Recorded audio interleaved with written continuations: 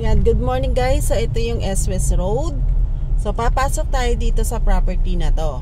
So simula dito sa S-West Road, ito ay 200 meters away lang from the property. So yung dadaanan nyo po, nakikita na nyo yung pagpasok natin, cemented road with drainage po yan siya.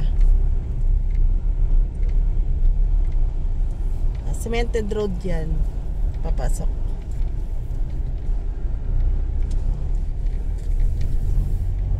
So yan, ang maganda rito, may tubig tsaka kuryente na tong property na to. Tapos ang lapit niya pa sa S-West Road.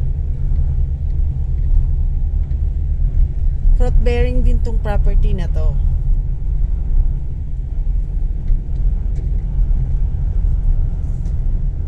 So ayan po, nakikita nyo, green na green yung lugar.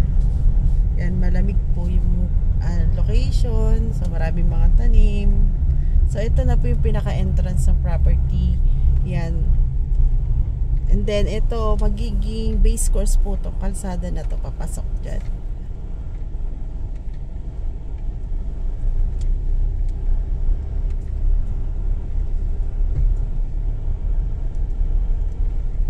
So diba maganda? Dami mga tanim. Ito, common dito na mga nakatanim is yung rambutan, tapos avocado.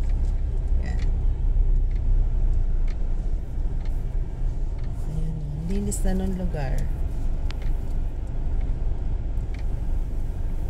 30% makapag-down kayo dito, pwede nyo na maabil yung property. So nakita nyo doon sa video, mayroon siyang kubo. Ito 6 meters wide yan. So yung 30% po nito, 2 to 3 years to pay po siya.